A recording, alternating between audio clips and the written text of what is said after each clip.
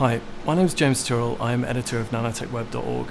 Today I'm with Ian Gilmore, a science fellow at the National Physical Laboratory in Teddington, home of the UK's Measurement Institute. In this interview, we're going to find out more about nanotechnology by looking at how the latest tools and analysis are helping to drive product innovation. Ian, before we take a closer look at some of the tools and services on offer, I wonder if you could tell us a bit more about NPL and its focus on nanotechnology. Well, hello James, and first welcome to NPL. NPL has a major effort on measurements for nanotechnology to support innovation and competitiveness, as well as environment and health and safety aspects. The research at NPL is focused in 5 main areas: nanochemical, nanobio, nanoparticle, nanomaterials, and nanoelectrical, which includes quantum devices. Nanoparticles are the front-runner nanotechnology, already used for increased fuel efficiency, sunscreens, cosmetics, biocides and contrast agents for medical imaging. They're of enormous economic importance, and there are significant challenges to measure their properties, including size distribution, the shape, surface area, surface charge, and their chemical composition going from the surface down to the core of the nanoparticle, as well as their behaviour and aggregation. These measurements are important for innovation and also for the increasing requirements for environment, health and safety. There is a major international effort to improve the basic understanding of health effects of engineered nanoparticles and nanoparticles from exhaust and other anthropogenic emissions. NPL has a strong focus on meeting this measurement challenge and is well networked with the key organisations including DEFRA, the OECD, Department of Transport, Department of Health, the major international standards organisations ISO and CEN, the Technology Strategy Board, and the government coordination through the Nanotechnologies Issues Dialogue Group. Nanomaterials are key to nanotechnologies, such as fullerenes, graphene, nanotubes, nanoparticles, nanowires, multi-layered films, and nanostructured materials.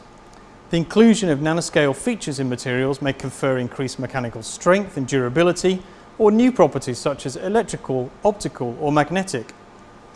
Scanning probe microscopies have been a key enabler in this area, and the development of this family of techniques, including atomic force microscopy, scanning tunneling microscopy, scanning electrochemical microscopy, scanning ion conductance microscopy, Kelvin probe microscopy, tip-enhanced Raman spectroscopy, scanning near-field optical microscopy, and techniques such as photoconductive AFM are a major focus here at NPL.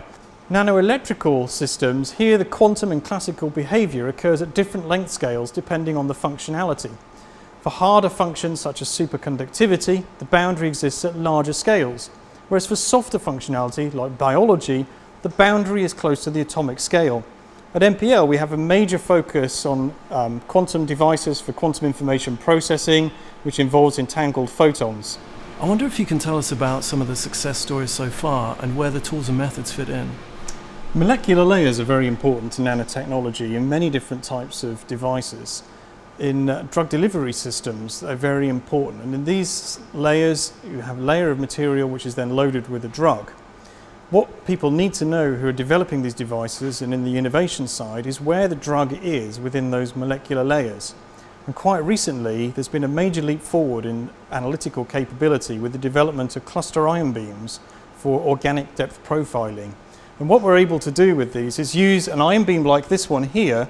This fires C60 ions at the surface, and this allows us to gently remove the layers off a surface while providing chemical maps as we go through the material, and that then produces a 3-dimensional molecular image of the material.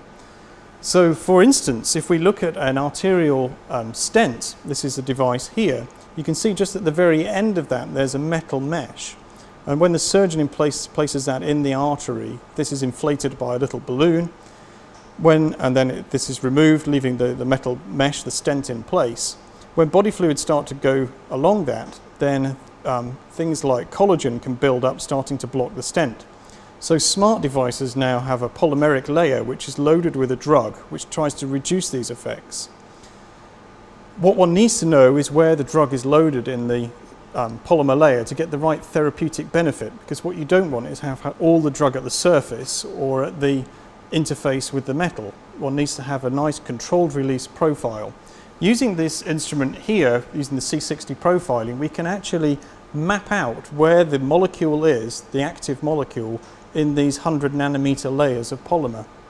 Other examples are in the organic electronic area where, for instance, these are organic electronic devices which have been inkjet printed. These critically depend on how the device is structured with these nanolayers and the interfacial chemistry between these layers. This is important for displays as well as photovoltaic applications. And using techniques like this, we're able to map out the 3D molecular chemistry. The personal care industry is very important economically, and they were an early adopter of nanotechnologies. If you look at hair care products, skin care products, they all have molecular systems in there. And for instance, if you take hair, shampoos and conditioners, there are molecules on there which will distribute around the hair surface.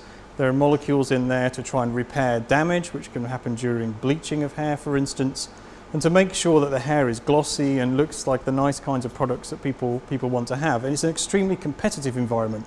So if companies can develop up their product to be better than their competitors, that has got an enormous economic leverage to them. So the use of nanotechnology devices, techniques, is very important to understand what's happening. And at MPL, along with other partners, we've been involved in using nanoanalytical techniques to look at these microfibers that are in the hair and personal care industry, such as cottons and fibers. The techniques that we use there are atomic force microscopy, so this can tell about frictional maps on the surface of hair fibers. We can see what these different coatings have in terms of their ability to slip against each other, right down at the nanoscale. We can use techniques like this secondary mass spectrometer to actually identify what the distribution of the particular chemical species are that are on the hair surface. And if you look at your shampoo bottle when you're at home, you'll see there are probably 20 to 30 different ingredients in that.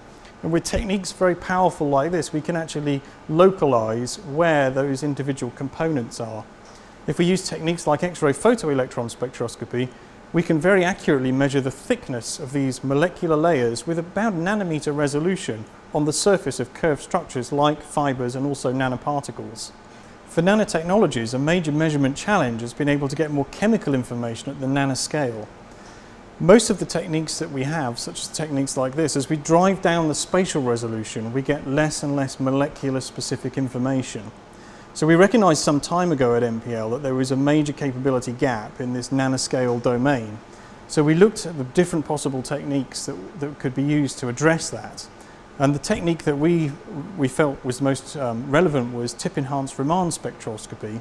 This allows us to get Raman spectroscopy, which is normally limited to micron resolution because of the diffraction limit. By using a near-field method, we can take that resolution right down to about 25 nanometers. And by theoretically, we think we can get down to about 7 nanometers resolution. The beauty of this technique is we can then get Raman images of individual carbon nanotubes. We can image the nanotube, we can get the information about the functionalization of the nanotube all along its length, and we can also see if the nanotube's been filled by particles such as cobalt chloride. So this is an exquisitely powerful technique. At the moment, it's been developed to operate in ambient conditions, and in the future we're moving to be able to use this in liquid environments, and this is very important for biological applications. So this combination of nanoscale resolution in ambient and liquid environments makes tip-enhanced Raman spectroscopy a very powerful technique for now and into the future. Ian, what kind of skills and background are useful when it comes to working with nanotechnology? Physics underpins much of the science that we do here. At nanotechnology, it's critical to have multidisciplinary teams. We rely critically on assembling teams of people with biology, chemical, mathematics, statistics, and not just people at MPL. We have to be agile, be able to work with the best people in industry, and also use international networks by identifying what the measurement challenges are, what the industry challenges are, and then working with the best people, the best groups to really make the kind of major impact that you need to do to drive through product innovation. MPL has links with scientists and engineers across the globe. What role do these collaborations play in your work? International collaboration is critical to tackle these measurement grand challenges in nanotechnologies, and we collaborate with leading groups, academic and industrial groups, both in the UK and internationally. We talked a little earlier about the use of C60 ion beam was very powerful. New developments in Japan are using argon superclusters, These are starting to show great promise for being able to get these three-dimensional molecular maps from materials which hitherto haven't been possible to do using the C60 ion beam. In the US, we have a strong collaboration developing in Seattle with an NIH lab. This is Dave Kastner's lab, where they're doing bioengineering, and we're using their developments to work with our new atmospheric mass spectrometry techniques like the desorption electrospray surface ionization, because then that allows us to understand all sorts of the physics and chemistry that's happening in the interaction of the electrospray with the surface, and to really tighten that down with some very, very robust and bioengineered devices. That's great. Thanks for sharing some of the highlights of the work here at NPL.